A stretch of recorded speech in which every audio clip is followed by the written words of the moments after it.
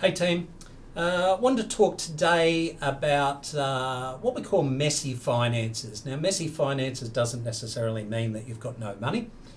What messy finances is all about is that you really don't have a great grasp on your numbers in your business.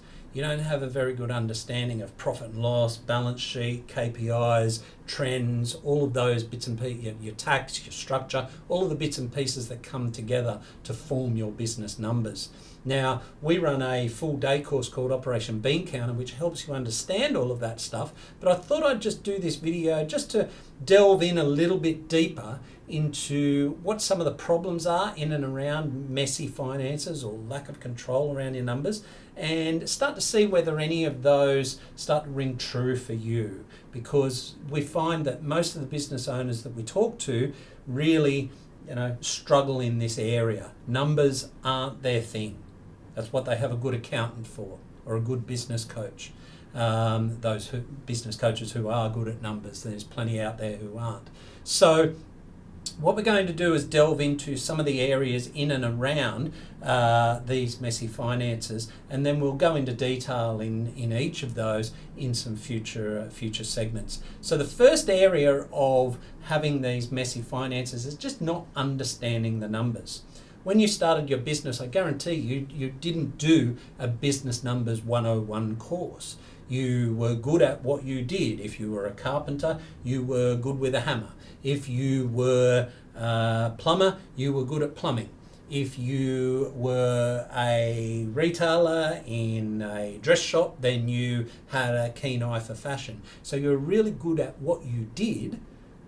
However, you weren't necessarily good at running business.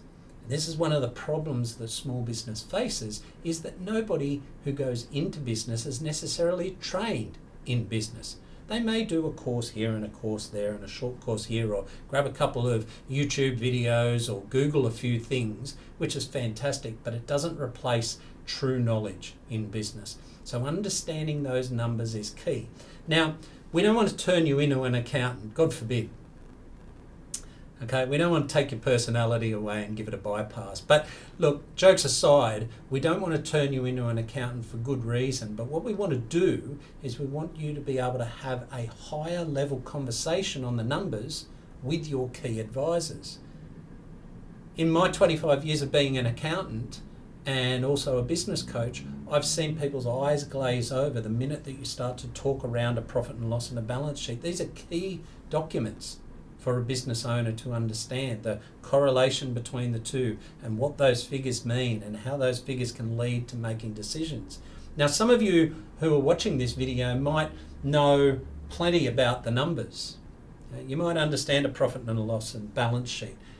That just means that we can take your knowledge to an even better level and really start to ramp up your knowledge of how those numbers can impact decisions in your business.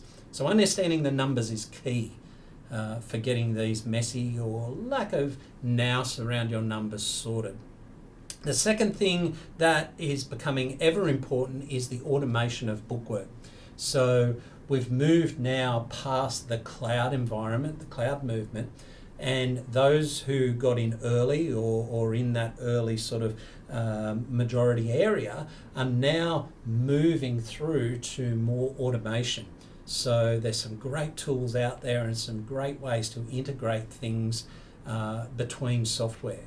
And by doing so, it's removing a lot of the manual tasks that you previously did, which frees up time, which helps with some of the other things that we talk about in regards to overwhelm and time management when we go through those modules.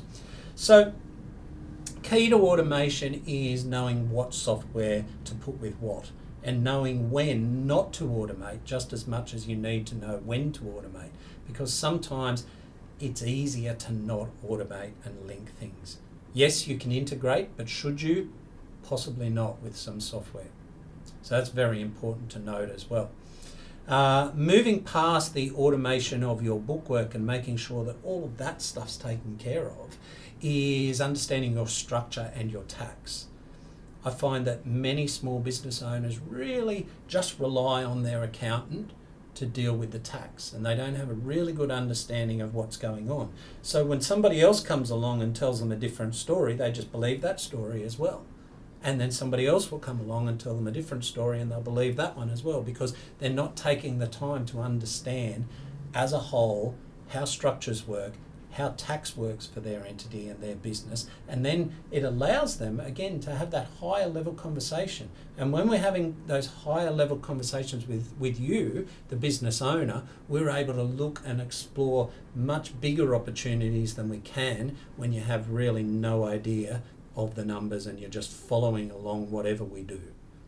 Because it allows that mutual conversation to happen, and when we have mutual conversations, we can hear a lot more coming from you, because the answers are typically at a higher level and more complex. The more complex we get, the more opportunities we typically find in structure and tax. There's some amazing ways of doing things out there, but you have to temper doing them with the ability of the business owner to be able to understand what they're getting into.